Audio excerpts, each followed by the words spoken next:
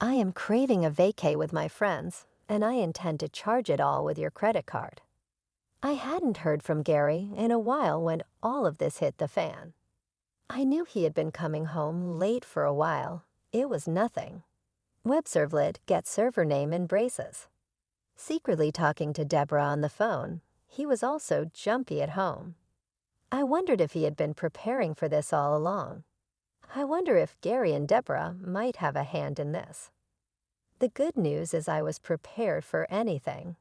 I might pretend to be shocked when he brings it up. "What do you mean?" I asked for clarification. I already knew Gary was planning to leave for a trip today. Honestly, it's hard to believe if he thinks he can deceive me. I wish he had made a better plan. I had been patient up until today, but now I felt a strong desire to retaliate. There's no way I didn't have a plan for revenge. It's time to stand up to those annoying siblings. After being patient for so long, I'm sure everything will become clear after today. I hope they enjoy their trip, not knowing that one of their travel companions is working with me. My name is Elizabeth Fleo, and I'm 31 years old. I live in a house with my husband, Gary. Right after finishing high school, I started working at the company I'm still with today. After gaining some experience and being recommended by my boss, I earned several certifications in this company. Certifications and a solid track record mean you're valued highly. I got a leadership position at the age of 19, which was quite young for such a role. Even though it was just a lead position, I secretly hoped to become at least a department head one day. After a while, a few new employees joined the company, including Gary. Even though I'm younger than him, I hold a higher position at work. "Elizabeth, you're about the same age as us, aren't you?" he asked. "And you're already a supervisor. That's impressive." "Yes, I'm probably a year younger or so," I replied.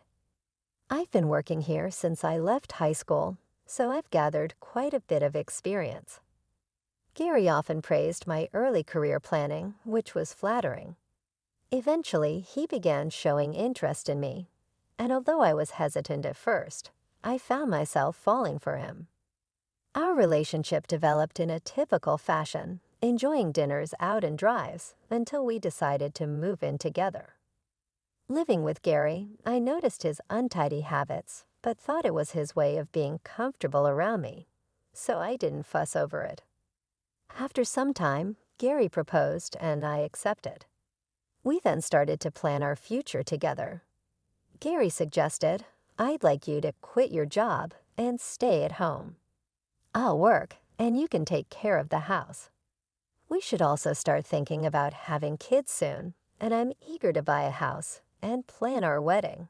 How about we go to a wedding, a house, then kid? What do you think?" "Gary, your plan sounds nice, and I'm not too concerned about the order, but we need to think about our finances," I responded. "I don't intend to leave my job, even with kids in the picture. We should be flexible. Buying a house might put a strain on our budget." "I understand," he said, "but it bothers me that you earn more. I was hoping we could get a house right after the wedding. That might be difficult given our financial situation. Let's focus on managing the wedding and house for now and consider children later. We'll decide on my job then, all right." "Let's do that," Gary agreed. Inwardly, I didn't want to quit my job, but I felt I had to propose this compromise to keep the peace. At our engagement party, I met Gary's family, but his sister Deborah was away and only attended the wedding. She barged into the bride and groom's room, looked me over, smirked, and remarked, "So, Gary chose you. A bit plain compared to his exes, huh? I'm Deborah, your sister-in-law. I'm someone who's straightforward with family, so just a heads up. I'm Elizabeth, nice to meet you," I said, introducing myself. Deborah gave a casual wave and exited the room, leaving me quite surprised by her blunt demeanor. It was clear from the start that my sister-in-law was a character all her own. Later, I met Deborah's husband, who seemed like a genuinely nice person. The wedding ceremony went smoothly, and Gary and I eventually purchased a house we both loved. With life getting busier, I dedicated more effort to my job. One day, when I was busy, the doorbell rang. Gary went to answer it and returned, laughing and chatting with Deborah, who had decided to visit unexpectedly. "Hey there, Elizabeth. Gary's doing pretty well, huh? Owning such a big house, that's good for him, being my little brother and all," Deborah remarked, making herself comfortable. "Elizabeth, do we have any snacks or something?" "My sister's here, so let's be quick," Gary urged, his tone off-putting. I sensed a change in Gary's attitude. He seemed to puff himself up in front of his sister, likely implying he was solely responsible for buying our house. Although I contributed to the down payment and mortgage, Gary insisted on having the house titled in his name. At the time, it seemed inconsequential whose name was on the deed, but his portrayal of the situation to Deborah bothered me. Nevertheless, I chose to keep the peace and not stir up trouble. "Here are some snacks. Gary really puts in a lot of effort, you know," I mentioned. "Why does Elizabeth sound so authoritative?" "She's not the boss or anything," Deborah commented. "Well, actually, I am Gary's supervisor at work," I corrected her. "Oh, is that so?" I might not have mentioned that Elizabeth was already a manager when I started. "She's been working since she dropped out of high school, so it makes sense," Gary chimed in, somewhat dismissively. "Wait, you dropped out of high school? You seem so dedicated, yet you're less accomplished than me," Deborah provocatively said. "Is there an issue with me dropping out of high school?" I asked. "Not really, but Elizabeth, since you didn't graduate from high school, and I'm your sister-in-law, I guess I can ask you for anything, right?" Deborah suggested, misinterpreting the dynamics. "That's true," Gary agreed, emboldening Deborah's stance. "Elizabeth, whatever my sister says goes. If you don't agree, I'll have to ask you to leave the house," Gary threatened, escalating the situation unnecessarily. The conversation with my sister-in-law and her brother left me baffled. Why would Deborah think she could demand anything from me just because I didn't finish high school and she's related by marriage? And the threat of being kicked out over it sounded absurd. Was this some kind of joke? I managed a polite smile and made my escape to the kitchen, but I could still catch Gary's voice indicating they were serious about their strange assertion. Soon after, Deborah followed me into the kitchen with a request. "Hey, Elizabeth, I need a favor. Can I borrow about $5,000? That's quite a bit of money. What do you need it for?" I asked, surprised by the boldness of her request. "It's just $5,000. You have a good job, right?" "I needed to finish paying off some renovation costs," she replied, as if it wasn't a significant amount. "But didn't you just show off your new condo?" I questioned. Deborah brushed off my query and insisted, saying Gary had agreed to lend her the money and directed her to me. Why would Gary promise something like that without discussing it with me first? I wondered aloud. Deborah then threatened to mess with my job unless I complied. "Fine, I'll lend you the money, but we're making a promissory note for it and bring an ID with a photo when you come to get the cash," I stipulated, wanting to ensure I had a written agreement. Deborah begrudgingly agreed, showing up the next day with the required identification. Despite her complaints, I knew having a promissory note was crucial. This whole ordeal was eye-opening regarding how much Gary was influenced by Deborah. It seemed like standing up to her wouldn't have made any difference. Later, I discovered Deborah spent the borrowed money on luxury items. After the initial loan, she became more brazen, borrowing up to $112,000 in total. Each time, I insisted on a promissory note. Just when the situation seemed to spiral, I was called into the boss's office. Not for a reprimand, but for a surprise promotion from supervisor to manager. I was absolutely thrilled, rushing home to share my big news with Gary, who had taken the day off. I burst through the door. "I'm home, G. Guess what?" "Welcome back, Elizabeth. You look really happy." "What's up?" he greeted me. "I just had a meeting with my boss, and you won't believe it.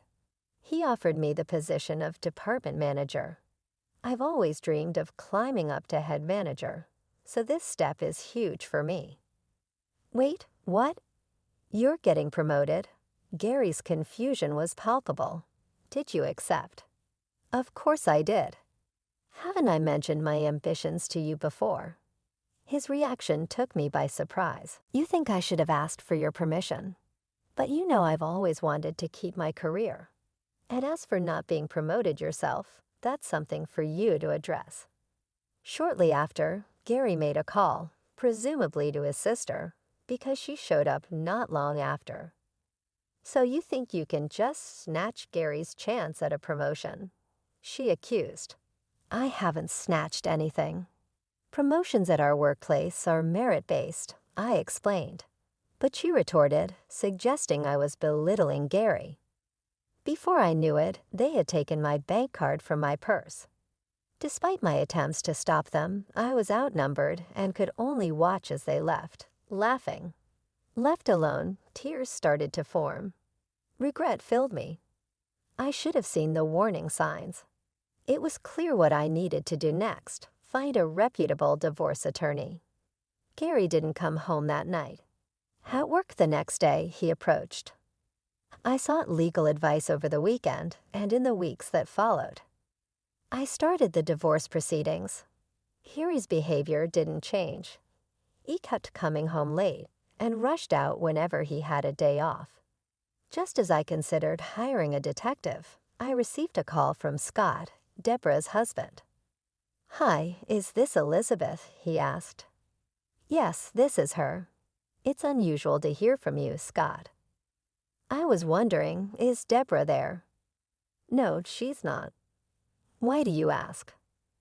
"She's been returning late and leaving early on weekends, claiming she's at Gary's." "I was just checking." "That's odd. Gary's been acting similarly. Honestly, I stopped caring about what they do." I confessed, feeling detached from the situation. Scott seemed concerned. "I've had enough too. I've thought about divorce but haven't been able to go through with it." I shared my story with Scott about the money I lent Deborah and everything else. He expressed sympathy and mentioned he was close to his breaking point with Deborah. "Scott, maybe we should use what's happened as evidence. It sounds like we're both in unfair situations. Let's take a stand against their selfish behavior," I suggested, hoping to empower both of us to act.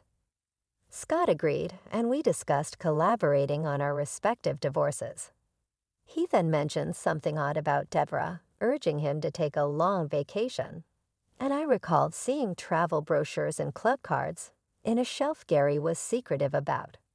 After finding these items, it dawned on me they were likely planning a trip together. "Scott, it looks like they might be planning a getaway. I just found travel brochures and some club cards in a place Gary told me never to look."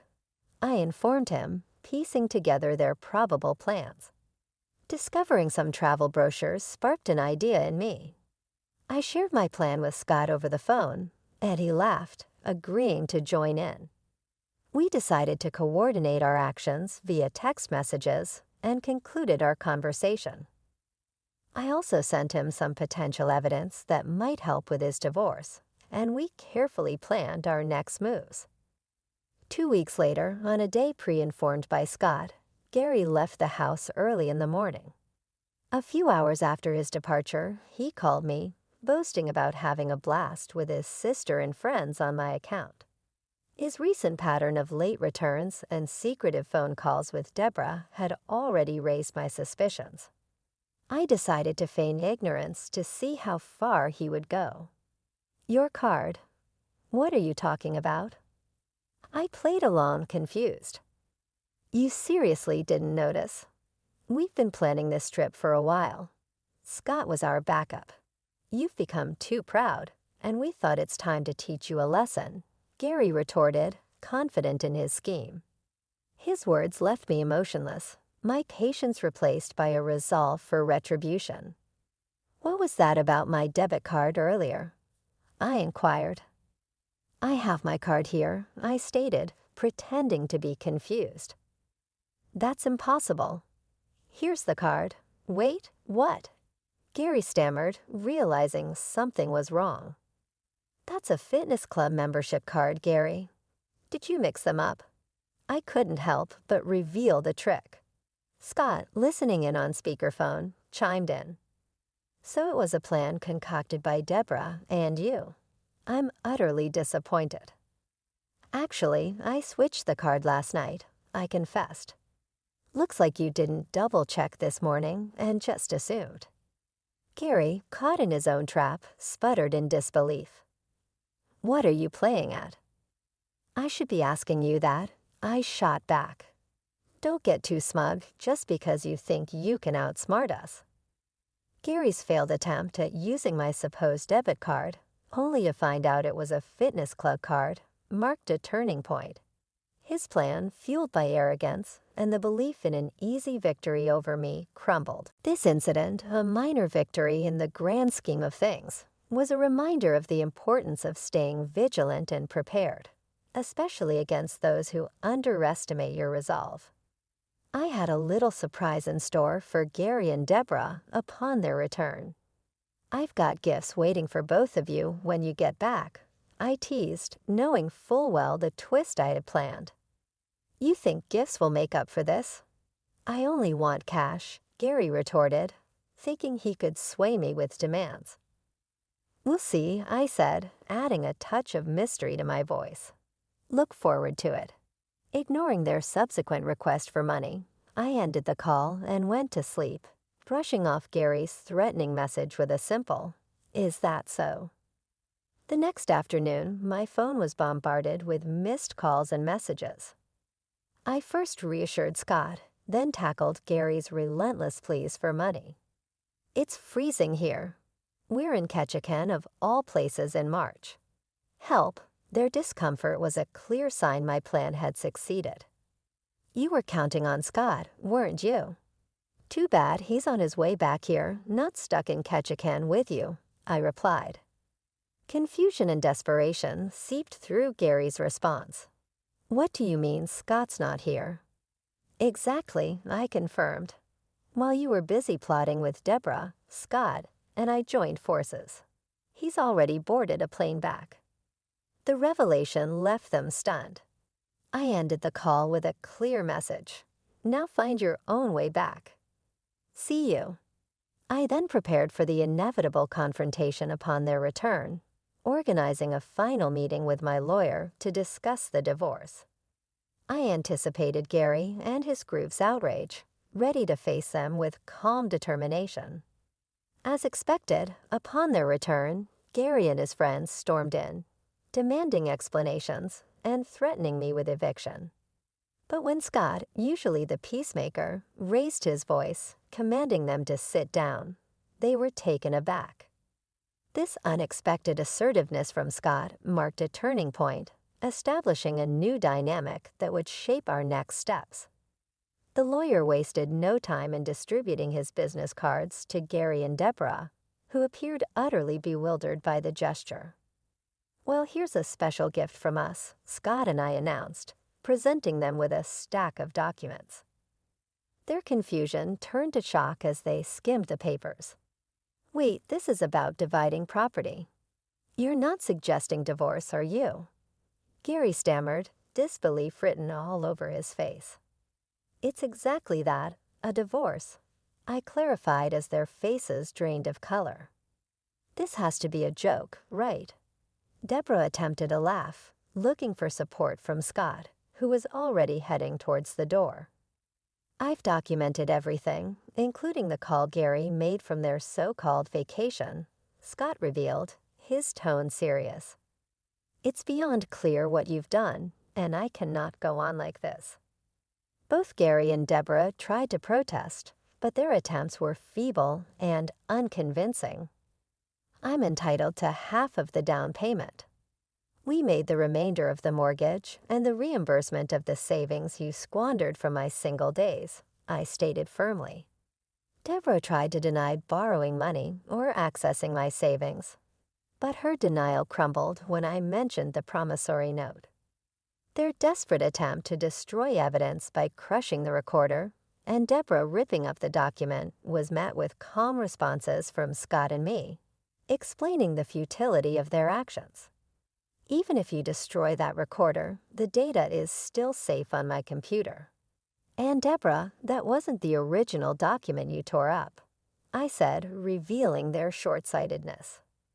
The claims we laid out were substantial. Gary was billed for $125,000, covering emotional damages, the down payment on the house, and miscellaneous expenses, with an additional loan repayment due. Deborah faced a bill of $26,000, including the loan she acknowledged with a promissory note and miscellaneous expenses. Scott's claim against Deborah was even more significant, amounting to $110,000 for the distress she caused him and her reckless spending, all without touching assets like condos. As reality sank in, Gary and Deborah could do nothing but cry, realizing the gravity of their situation and the consequences of their actions. This wasn't just a threat. It was a firm stance against their irresponsible and selfish behavior, marking a turning point for all of us. I suspected that Gary and Deborah might consider suing, given their history of rash decisions, but our sharp attorney had cleverly included a clause in the settlement documents essentially saying, "If you try to sue, you'll definitely lose. No lawyer will take your case, and you'll only end up spending more money. Focus on repaying your debts instead." This tactic ensured we could resolve everything without stepping into a courtroom. After settling the matter, I collected my things and left our shared home behind. Surprisingly, news of the ordeal spread through my workplace, leading to Gary being transferred to a different branch, a move that likely saved both of us from further awkward encounters. Not long after, Gary reached out with a message that was both desperate and hopeful, suggesting we try to mend our relationship and insisting he had changed. Similarly, Deborah tried to persuade me to reconsider, hinting at the possibility of living together, as if that could magically resolve the deep-seated issues between us. Their pleas fell on deaf ears. I had made up my mind, firm in my decision. I blocked them, cutting off any chance for them to sway me. Scott, who'd become a friend and confidant through this ordeal, shared that he too had received and ignored similar pleas from Deborah. One day, a drive past my old house revealed it was on the market, a clear sign that Gary and Deborah had managed to make the repayment. Since I had blocked all communication with them, their current situation remained a mystery to me. In the meantime, I moved on with my life, purchasing a condo and diving into my work, which soon paid off with a promotion to regional director, a goal I had long aspired to achieve. Scott and I began to spend more time together, discovering a surprising ease and compatibility in our interactions. Something about our dynamic just felt right, hinting at a budding relationship that was different from anything I had experienced before. Life after the divorce unfolded beautifully, affirming my decision to leave a toxic situation behind. As for what developed between Scott and me, that's a story for another chapter, one filled with promise and new beginnings.